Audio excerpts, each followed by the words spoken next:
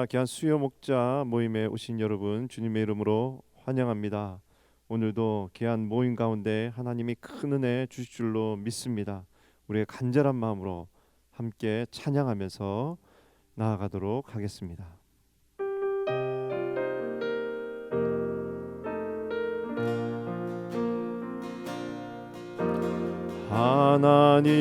하나님이시여 하나님이시여 주는 나의 하나님이시로다.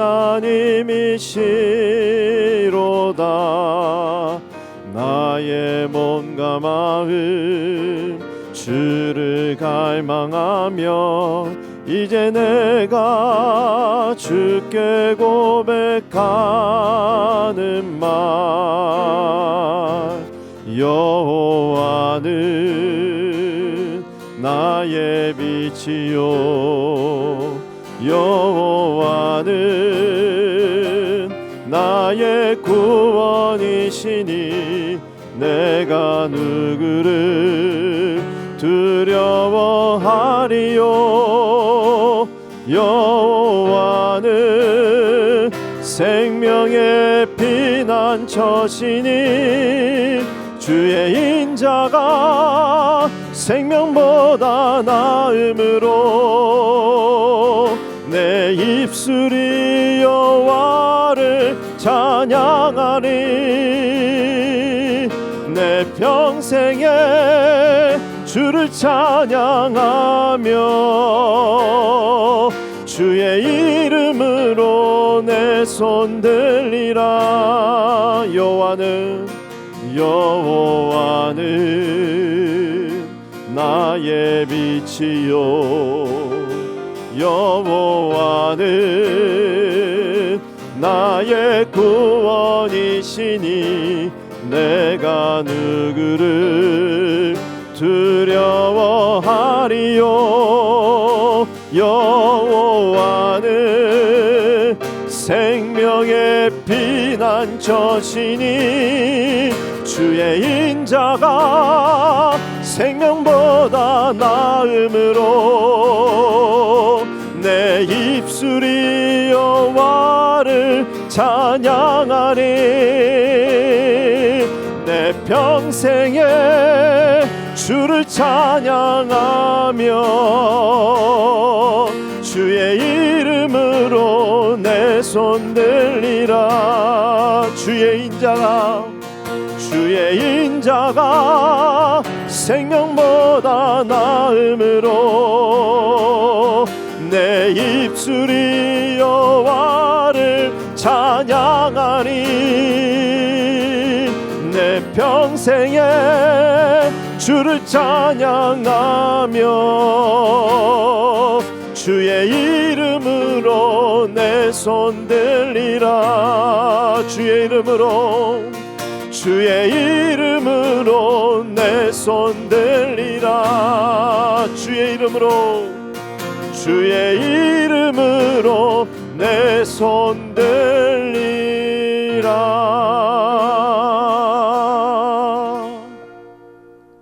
하나님, 주의 인자가 생명보다 나음을 고백합니다. 하나님, 지금 이 시간 목자 귀한 모임을 통하여 주님 자정하여 주시고 함께하여 주시고 하나님 홀로 영광 받아 주시니 진심으로 감사를 드립니다. 하나님 주시는 힘과 능력으로 하나님의 목자의 사명을 감당할 수 있도록 역사하여 주시니 감사합니다. 하나님, 고난주간을 맞이하여 우리가 다시 한번 선교에 헌신할 수 있는 복된 시간 허락하여 주시니 감사합니다. 다음 한 주간 있을 선교를 위한 새벽 예배 가운데 하나님 많은 영혼들 함께 참여하여 정말 열방을 향한 주님의 마음을 가지고 하나님 다시 한번 헌신하고 기도하는 귀한 시간 되어줄 수 있도록 함께하여 주시옵소서. 하나님, 또한 우리 모든 교구가 정말 한 마음 한 뜻 되어 다시 한번 하나님 찬양을 통하여 하나님 앞에 영광 돌릴 수 있도록 인도하여 주시니 감사합니다. 우리 주일 헌금 특송을 위하여 준비하는 모든 교구들 하나님 힘 주시고 능력 주시고 이번 계기를 통하여 다시 한번 새롭게 하나 되는 귀한 계기가 되어줄 수 있도록 인도하여 주시옵소서. 하나님, 저희가 이제 4월 부활주의를 맞이하여 정말 새롭게 저희 몸된 교회가 새롭게 나아갑니다. 하나님, 특별히 3번 유성 예배가 새롭게 시작할 텐데 하나님, 그것 가운데 친히 자정하여 주시고 하나님 홀로 영광 받아 주시고 풍성한 은혜가 넘쳐나는 귀한 예배로 인도하여 주시옵소서. 이 시간에 귀한 말씀 주실 담임 목사님 영권의 강건함으로 붙들어 주시고 성령으로 충만하게 함께하여 주시고 이 시간에 귀한 말씀을 통하여 우리 심령이 채워지고 다시 한번 새롭게 일어나는 우리 모든 목자들 되어줄 수 있도록 역사하여 주시옵소서. 감사하며 예수님의 이름으로 기도드리옵나이다.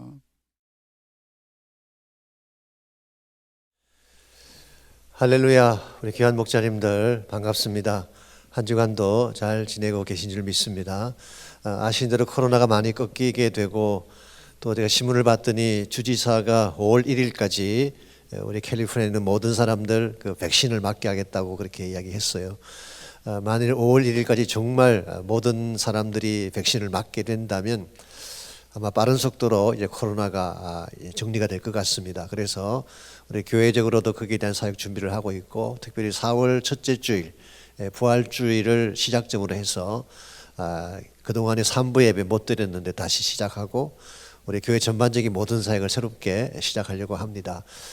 그리고 양무리 모임도 아마 우리 그 지경쯤 가서는 다시 시작할 수 있을 생각을 하는데 목자님들 미리 준비해 주시고 또 그때 다 같이 나오셔서 함께 새로운 마음으로 하시면 좋겠습니다.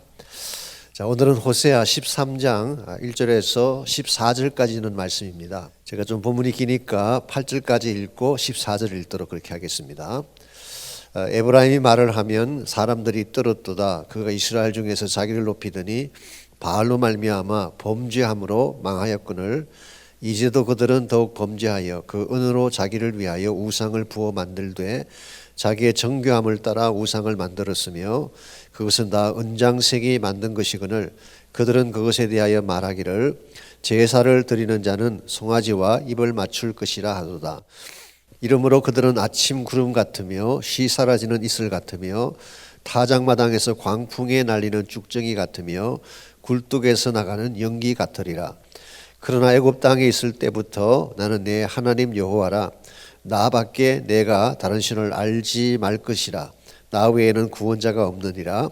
내가 광야 마른 땅에서 너를 알았거늘 그들이 먹여준 대로 배가 불렀고 배가 부르니 그들의 마음이 교만하여 이로 말미암아 나를 잊었느니라.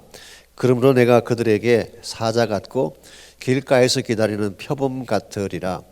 내가 새끼 잃은 곰같이 그들을 만나 그의 영통꺼풀을 찢고 거기서 암사자같이 그들을 삼키리라. 덜짐승이 그들을 찢으리라. 14절입니다. 내가 그들을 서울의 권세에서 속량하며 사망에서 구속하리니 사망아 내 재앙이 어디 있느냐, 서울아 내 멸망이 어디 있느냐, 뉘우침이 내 눈앞에서 숨으리라. 아멘. 단 하나의 복음, 이런 제목으로 제가 말씀을 준비했습니다. 참된 복음은 하나밖에 없습니다. 그리고 그것은 십자가입니다. 십자가는 하나님의 사랑과 공의를 담고 있는 동시에 하나님 구속사의 모든 청사진이 그게 다 들어 있습니다. 그러므로 십자가를 알면 하나님의 계획을 알 수가 있죠. 그래서 성경 전체가 사실은 십자가의 스토리라고 해도 과언이 아닙니다. 창세기 3장 15절에서 시작된 십자가에 대한 예언이 성경 전반을 통해 흐르게 되고, 요한계시록에 가시면은 예수님을 지칭할 때 어린 양으로 지칭하잖아요. 결국 십자가 보혈로 예수님께서 보호자에 가신 그 사실을 말한 것입니다. 그래서 사실은 창세기부터 요한계시록까지 전체적인 가장 중요한 핵심이 십자가인데, 우리 크리스찬 삶에서 십자가를 빼고 나면 아무것도 남는 것이 없습니다. 십자가 없는 구원 가능할까요? 십자가 없는 능력, 십자가 없는 기적, 십자가 없는 성령, 십자가 없는 선교, 십자가 없는 리더십, 십자가 없는 섬김, 이 모든 것들은 사실 아무 가치가 없는 것입니다. 심지어 저도 지금 설교를 하고 있습니다마는 십자가가 빠진 설교, 이게 바른 설교일까요? 십자가를 빼고 나면 하나님에 관한 모든 것들이 다 무너지게 되기 때문에 십자가만큼 귀한 것이 없습니다. 그래서 사도 바울은 갈라디아서 6장 14절에서 십자가 외에는 자랑할 것이 없다 그렇게 선포를 했고, 고린도전서 2장 2절에서는 십자가 외에는 아무것도 알지 않겠다 그렇게 작정을 했죠. 심지어 갈라디아서 6장 17절에 보게 되면 내 몸에 예수의 흔적을 지니고 있다. 이 스티그마, 여기서 상시 자국을 말하는 것인데 사실 십자가적 삶을 의미하는 것이죠. 이와 같이 소중한 것이 십자가인데 한 가지 아쉬운 것은 현대 교회 안에 십자가 메시지가 점점 사라져가고 있다는 사실이죠. 십자가가 없는 것은 아닙니다. 그런데 십자가를 장식이나 표지판 정도로 생각을 하고 실제적인 십자가의 삶도 없고 십자가의 능력도 빠지게 된다면 이게 과연 성경이 말하고 있는 바른 교회 모습일까라는 생각이 듭니다. 이런 면에서 교회가 다시 살아날 수 있는 비결, 또 개인의 삶이 다시 회복될 수 있는 비결은 십자가가 다시 회복되는 것입니다. 십자가라고 하는 것은 벼랑 끝에 떨어진 인류를 건져낼 하나님의 유일한 해답이다. 그렇게 제가 다르게 좀 정의를 해볼 수가 있겠습니다. 그래서 본문의 주제를 보시면 단 하나의 복음은 십자가이며 그것만이 멸망의 벼랑 끝에 선 인류를 건질 유일한 해답이다. 그렇게 잡았습니다. 오는 주간 주일이 또 우리 고난 주일이기도 하고 오늘 본문 자체가 또 이것을 다루는 본문이기 때문에 주제를 그렇게 잡아봤습니다. 자, 본문으로 들어가셔서 1번 문제. 오늘 본문은 폐망의 벼랑 끝에 선 이스라엘을 향한 하나님의 최후 통첩이다. 1절을 읽고 그들이 가지고 있던 문제의 출발점이 무엇인지 말해보라 그랬습니다. 1절, 에브라임이 말을 하면 사람들이 떨었도다. 그가 이스라엘 중에서 자기를 높이더니 바알로 말미암아 범죄함으로 망하였다고 했습니다. 여기 보게 되면 에브라임이 말을 하면 사람들이 떨었다고 했죠. 그만큼 권세가 있고 영향력이 있었다 그런 뜻입니다. 제가 호세아서를 시작할 때 잠깐 언급을 드렸지만 사실 에브라임 지파는 한 지파였지만 이스라엘 전체를 움직일 정도로 막강한 힘을 가진 지파였습니다. 여호수아가 에브라임 지파 출신이었고 또 사무엘 선지자 같은 분이 에브라임 지경에 살지 않았습니까? 그리고 말씀드린 것처럼 실로나 미스바 같은 중요한 지역이 에브라임 지경에 있었습니다. 그래서 에브라임은 12지파 중에서 가장 막강하고 힘을 가진 권세를 가진 그런 지파였는데, 그랬으면 어떻게 해야 될까요? 이 특권을 가지고 하나님을 더 잘 섬겨야 되는데 오늘 본문에 보니까 이스라엘 중에서 자신을 높였다고 했습니다. 즉 교만의 죄에 빠진 것입니다. 그래서 하나님을 높인 것이 아니라 자신을 높이기 시작하는 것, 이게 이스라엘 멸망의 근본 시작점이라고 할 수가 있겠습니다. 역사적으로도 에브라임은 북왕국을 타락으로 끌고 가게 되고 하나님 없는 이스라엘을 만들게 되죠.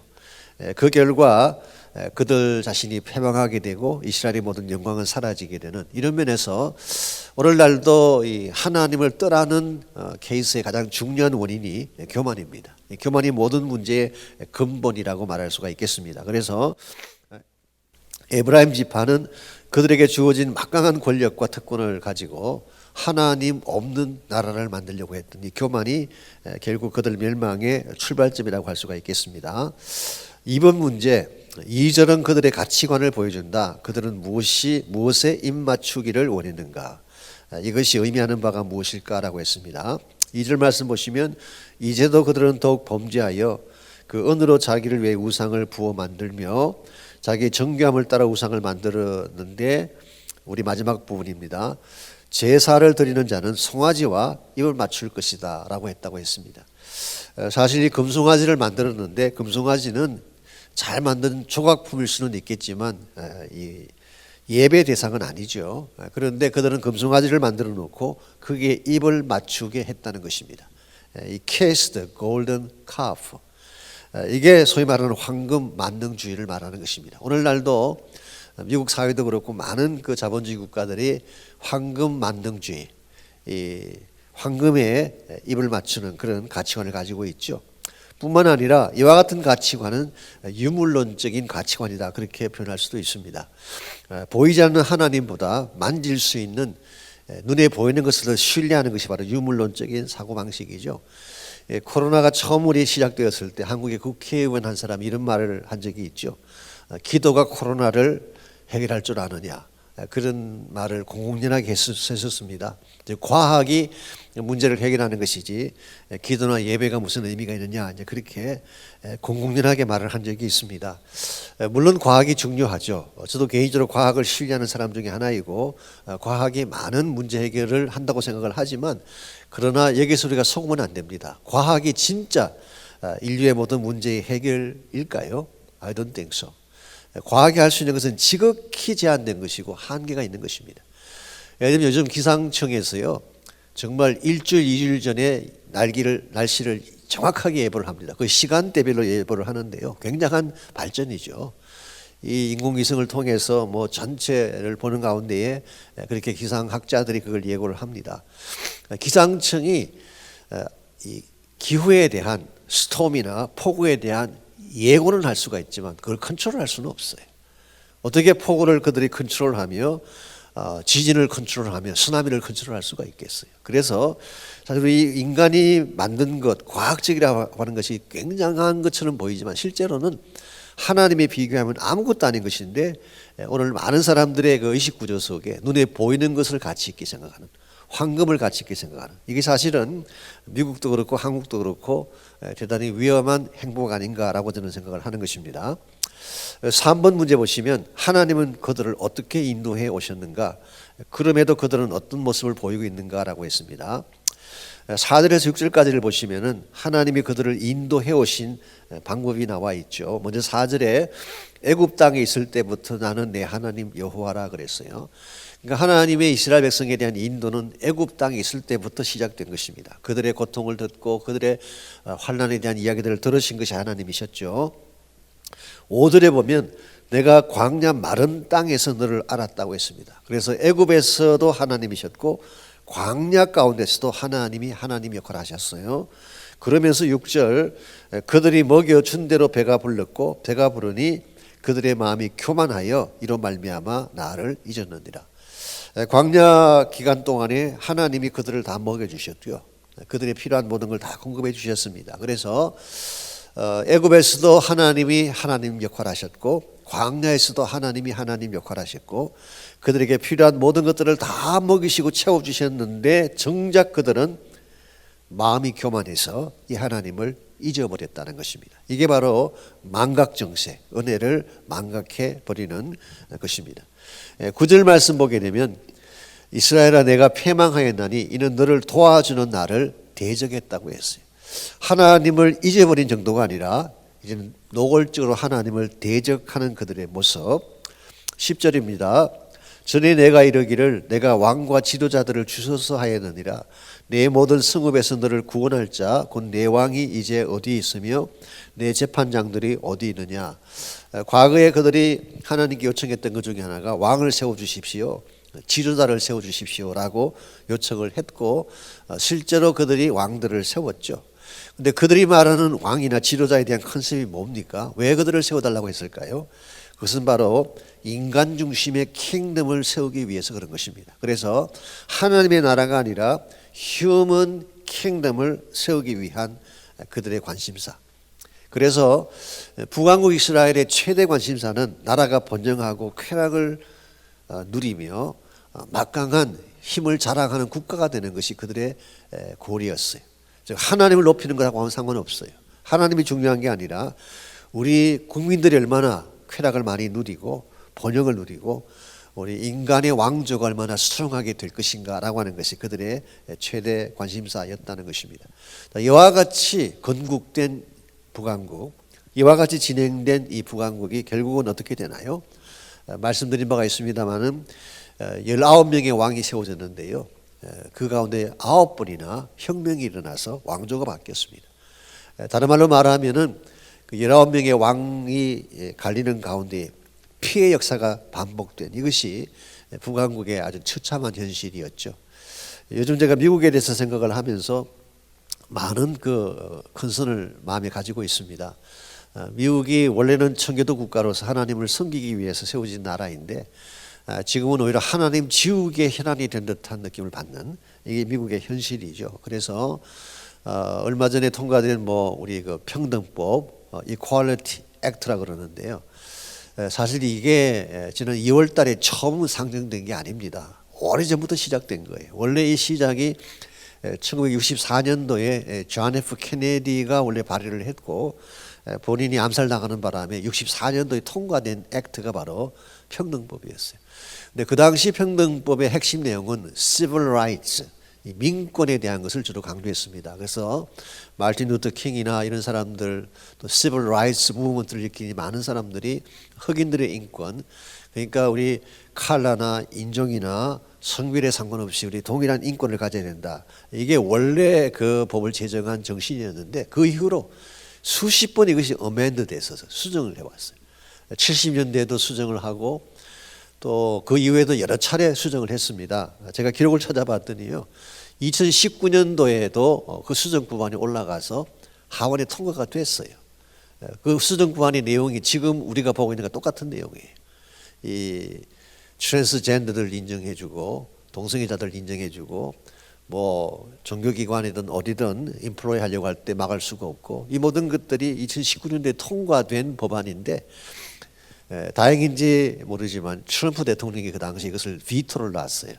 이게 실행이 못된 것입니다. 그런데 정권이 바뀌자마자 다시 법안을 옮겨서 지난 2월 달에 통과를 시킨 것이 바로 Equality Act라고 하는 이 평등 법안입니다.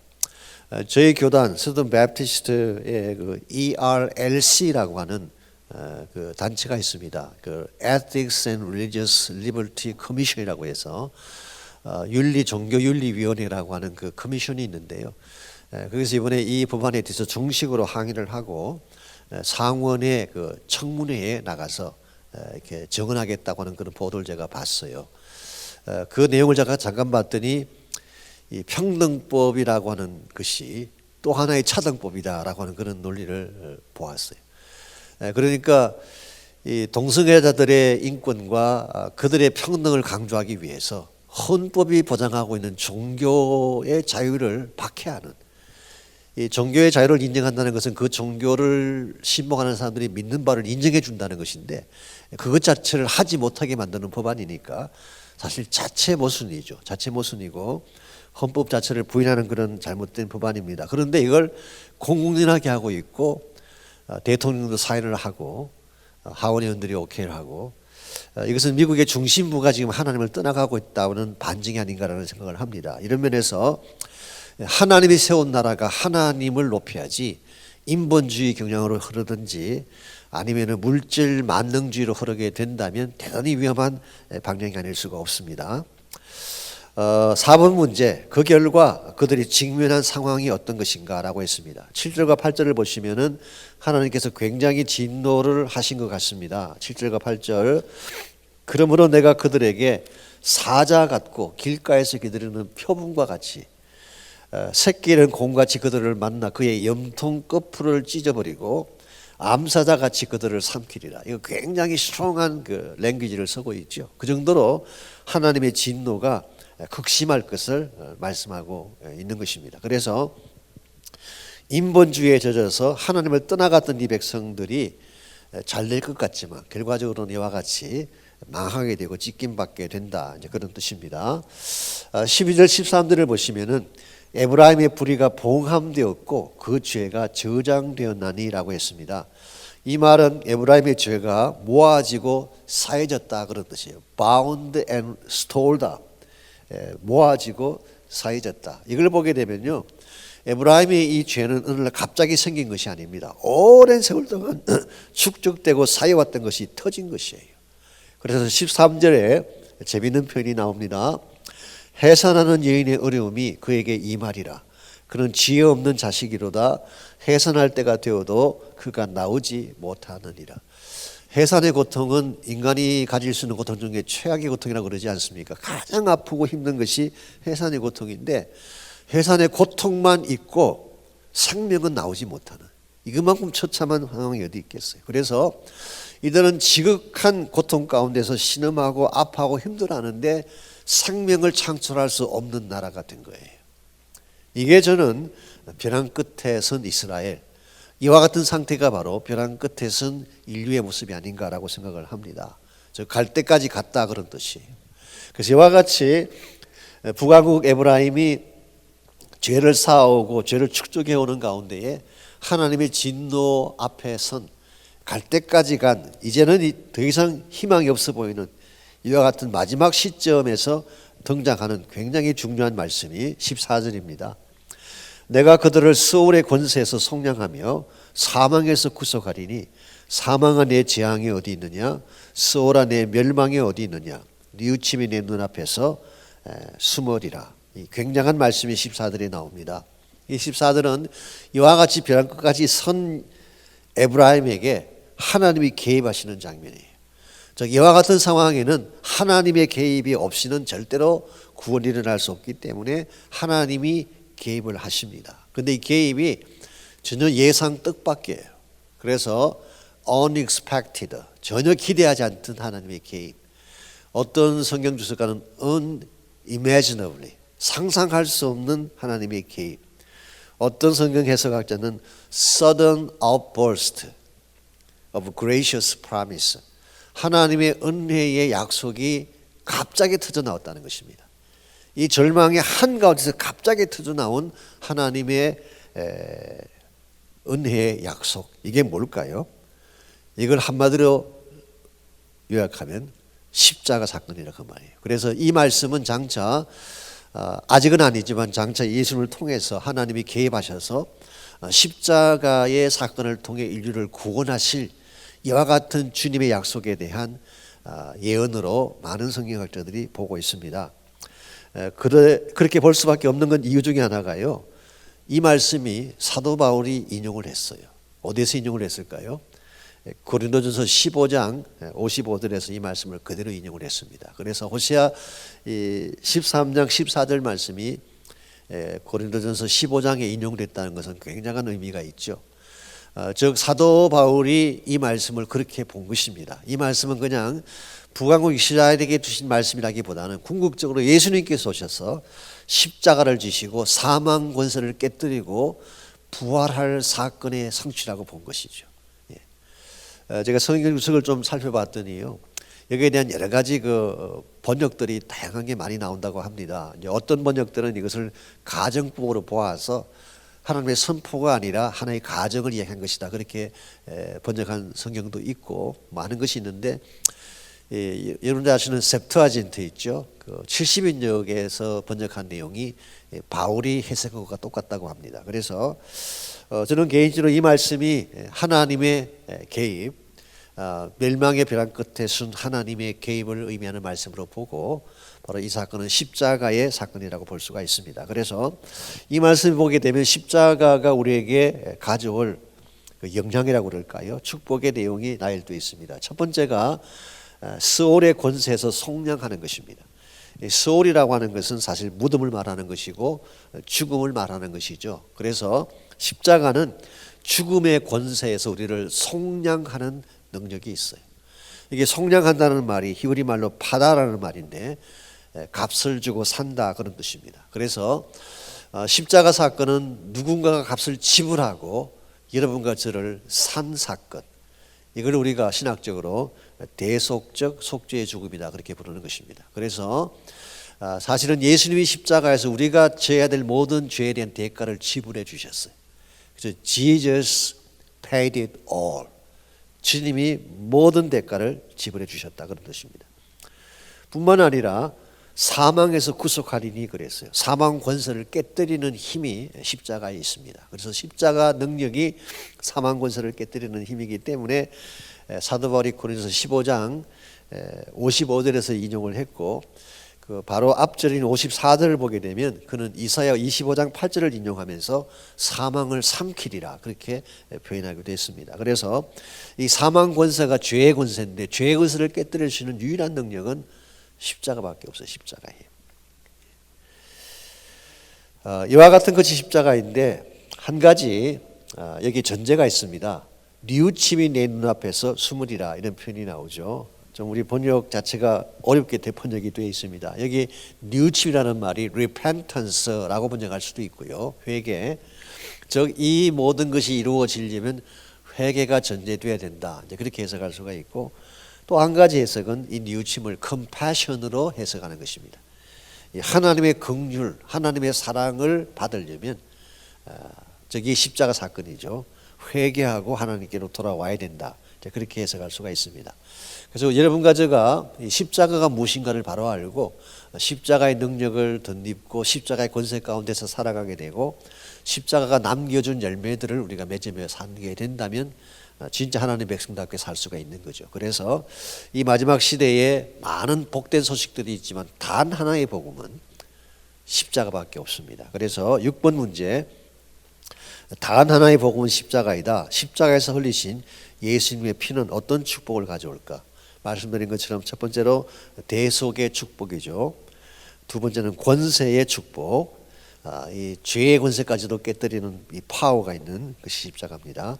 마지막 그 결과 치유와 회복에 대한 축복이죠. 십자가를 경험한 자들마다 영적인 문제가 해결되어지고 생명이 주어지게 되고 질병이 떠나가는 치유 역사가 일어나죠. 그래서 오늘 주일날 우리가 또 고난주간이기 때문에 십자가에 대해서 묵상을 하면서 이 말씀을 준비하려고 합니다. 자, 적용과 나눈 파트를 보십시오. 1번 문제, 당신은 미국의 현실에 대해 어떻게 생각하는가? 미국이 가지고 있는 문제들의 근본 원인에 대해서 나누어보라 그랬습니다. 아까도 잠깐 소개해드린 것처럼 미국이 굉장히 문제가 많죠. 그래서 이 동성애 문제도 있고 뭐 마리화나 때문에 일어나는 문제도 있고 총기 문제도 있고 또 요즘 우리가 보고 있는 그 hate crime, 인종차별적인 그 정오, 인종 정오에 대한 문제가 있잖아요. 미국 백인들 중에요, 특별히 좀 이게 우파에 속하는 백인들 중에 84%가 이번 총격 사건에 대해서 정당하다고 이야기한다고 하잖아요. 그 보도를 보고 좀 충격을 받았습니다만은 이게 미국이에요. 그래서 미국이 굉장히 지금 어렵습니다. 어렵고 미국의 최대 가치는 물질입니다. 그래서 월스트리트이 사실은 미국을 장악하고 있다고 해도 과언이 아니에요. 모든 것은 거기서 다 나온다고 볼 수가 있습니다. 그래서 하나님을 뺀 물질주의적인 번영, 이게 사실 미국이 가진 문제인데요. 이와 같은 문제가 왜 생겼는가를 여러분이 좀 생각해 보시면 좋겠어요. 초심을 잃었기 때문에 그런 것입니다. 종교의 박해를 피해서 자연을 찾아온 사람들이 지금은 기독교를 박해하는 입장으로 바뀌어졌어요. 그래서 하나님을 뺀 미국, 이게 미국 가진 문제의 모든 원인이 아닌가 생각합니다. 2번 문제, 미국만 이와 같이 문제가 있는 것이 아니라 교회들도 문제를 가지고 있습니다. 그래서 2번 문제가 오늘날 많은 교회들이 힘을 잃어가고 있다. 교회가 가져야 할 진정한 파워가 무엇이며 그것을 회복하려면 무엇이 필요한지 나누어 보라 그랬습니다. 아이러니하게도 오늘날 교회가 가장 부유한 교회들입니다. 물질적으로도 그렇고 사회적인 지위도 그렇고 뭐 한국 같은 경우는 교회 안에 엘리트 그룹들이 많이 들어와 있잖아요. 뭐 장관들, 차관들, 뭐 국회의원들, 재벌들 교회 안에 많이 들어와 있는 그런 시대가 됐는데 가진 것은 참 많은데 파워는 없어지게 되는 아이러니가 지금 교회 안에 일어나고 있습니다. 왜 그럴까요? 교회는 뭐 이게 제 개인 생각입니다. 개인 생각이지만 세상적인 것을 너무 많이 가지면 타락하게 돼 있어요. 돈이 너무 많다든가 권력이 너무 많으면 타락하게 돼 있어요. 세상적인 권력과 돈을 갖게 되면 진짜 파워를 잃어버리게 됩니다. 그래서 저는 정말 교회가 교회다워지려면 진짜 파워를 가져야 되는데 그 파워를 회복해야지 교회가 교회다워지지 않을까. 진짜 파워가 뭘까요? 교회가 가져야 될 진짜 능력이 뭘까요? 가장 중요한 것이 복음이겠죠. 복음의 파워가 회복이 돼야 되고 기도의 파워가 회복이 돼야 되고 성령의 능력이 회복돼야 되겠죠. 뿐만 아니라 교회가 가지고 있는 파워 중에 가장 중요한 것이 사랑입니다. 사랑의 힘이 굉장히 중요합니다. 진실됨, 거룩함, 이게 진정한 파워인데 이와 같은 것들은 2차적인 것으로 내려놓고 돈만 있으면 돼요라고 하는 이 사고방식은 굉장히 위험한 것입니다. 3번 문제, 인생에게 주어진 모든 문제의 근본 원인은 죄이다. 당신은 죄가 어떤 것이라고 생각하는가? 자신이 생각하는 죄의 컨셉에 대해 나누어 보라라고 했습니다. 일반적으로 죄가 뭐냐라고 물으면 잘못된 일을 행하는 것, 이걸 죄라고 하죠. 그래서 보편적으로는 죄라고 하는 것이 내가 범하는 어떤 행동이나 나의 사고방식이나 나의 감정 이런 것들을 죄라고 이야기하는데요. 성경이 말하고 있는 죄는 그것보다 훨씬 더 범위가 크고 깊어요. 이렇게 말할 수가 있습니다. 인간 실존 자체가 죄예요. 인간 실존 자체가. 이 사실을 인정을 해야지 십자가가 왜 필요한지를 알 수가 있습니다. 예를 들어서 내가 행하는 행동 몇 가지를 고치면 된다고 생각한다면 십자가까지 갈 필요 없어요. 내 마음의 사고방식이나 뭐 감정을 조금 회복하기를 위한다면 십자가까지 안 가도 돼요. 뭐 일반적으로 말하는 여러 가지 많은 테라피들 많잖아요. 뭐 심리적인 테라피도 있고 뭐 사이키아트리스트 가는 여러 가지 많은 그런 치유 프로그램들이 많잖아요. 그걸로 회복이 될 것입니다. 그런데 죄라고 하는 것은 더 본질적으로 인간 실존 자체예요. 우리 안에 그냥 꽉 차 있는 것이 죄예요. 그래서 인간 실존의 근본을 바꾸지 아니하면 절대 죄는 떠나가지 않습니다. 그래서 그 모양을 몇 개 고쳐보아도 다시 또 나오고 또 나오는 것. 그래서 비유컨대 호수 밑바닥에 독초가 있을 경우에 물을 좀 간다든가 물을 뺐다 넣었다고 아무리 해도 독초를 제거하기 전까지는 그 호수는 고기가 살 수가 없어요. 근본을 도려내야 되는 것입니다. 그래서 우리 인간 문제의 근본, 우리 인간 실존의 근본인 죄를 도려내려면 반드시 십자가가 있어야 돼요. 십자가밖에 없는 것입니다. 그래서 십자가가 유일한 단 하나뿐인 복음이다. 그렇게 말할 수 있는 것입니다. 4번 문제, 십자가는 단순한 장식이나 기구가 아니다. 십자가는 능력이다. 십자가에는 어떤 능력이 있을까? 그 능력을 체험한 적이 있다면 나누어보라 그랬습니다. 아시대로 십자가에는 죄사함의 능력이 있죠. 보혈의 능력, 또 치유의 능력이 있죠. 또한 화목케 하는 능력이 있습니다. 십자가는 둘을 하나로 만드는 힘이 있잖아요. 뿐만 아니라 골로새서에 보게 되면 십자가는 마귀를 무장해제시키고 모든 율법의 요구를 무장해제시키는 능력이 있다고 했어요. 그래서 여러분 십자가의 능력을 붙잡게 되면 여러분 삶에 굉장한 파워가 행사되기 시작을 해요. 그래서 여러분이 십자가의 능력을 체험하기를 원하고 또 혹시 그런 체험을 가진 분들이 계신다면 또 십자가로 말미암아 회복된 여러분의 삶을 좀 나누시면 좋겠습니다. 5번 문제, 진정 십자가의 의미를 안다면 십자가의 삶을 살아야 한다. 자신이 살아야 할 십자가의 삶에 대해 나누고 함께 헌신하는 기도를 드리라고 했습니다. 십자가를 정말 안다면 십자가의 삶을 살아야 되죠. 여러분이 십자가의 삶을 살려면 뭐가 필요할까요? 갈라디아서 2장 20절 말씀에 하면은 그리스도와 먼저 함께 죽어야 돼요. 나의 정과 욕심을 십자가에 못 박는 것, 이게 먼저 있어야지 십자가 삶을 시작할 수가 있습니다. 두 번째는 이것도 역시 바울이 말한 것인데 그리스도의 남은 고난을 채우는 삶을 살아야 돼요. 예수님께서 물론 십자가를 지심으로 우리에게 필요한 모든 걸 다 제공해 주셨지만 아직도 예수님의 이 십자가 소식을 모르는 사람들이 많잖아요. 그 바울은 그 모르는 그 사람들에게 고난의 십자가 메시지를 전파하는 것을 그리스도의 고난을 채우는 삶이라고 표현을 했어요. 그래서 우리 삶 가운데 내가 실제로 십자가를 통해서 고난을 나누고 고난을 채워주는 삶의 실천이 필요합니다. 무엇보다도 복음의 삶을 살아야지 우리가 십자가를 지는 삶을 산다고 할 수가 있습니다. 우리 삶 속에 복음이 나타나야 돼요. 그래서 복음 자체를 살아갈 수 있을 때에 정말 크리스찬이 크리스찬답다라고 말할 수가 있고 이것이야말로 세상과의 차별합니다. 우리가 사실 세상과 구별돼야 된다 그러는데요. 다른 걸 가지고는 세상과 차별하기가 힘들어요. 우리 가진 돈 가지고 세상보다 더 뛰어난 차별을 볼 수 있을까요? 힘듭니다. 우리 가진 지성 가지고 세상과의 차별화를 추구한다? 안 됩니다. 우리가 공부를 아무리 열심히 하고 잘해도요. 세상 지식 따라가기 힘듭니다. 진짜 세상과의 차별화를 이룰 수 있는 것은 복음의 삶을 살 때. 그래서 여러분께서 이번 한 주간 동안 특히 고난 주간이기도 하고 십자가를 묵상하는 주간이기 때문에 십자가를 좀 묵상도 하시고 나의 삶이 십자가로 말미암아 변화되도록 기도도 하시고 또 실제로 십자가의 복음을 전파할 수 있는 그런 기회가 됐으면 좋겠습니다. 기도 제목입니다. 십자가의 능력이 회복되게 하십시오. 이게 1차적인 기도입니다. 두 번째로 코로나의 척결과 예배 회복을 위해 기도하라 그랬습니다.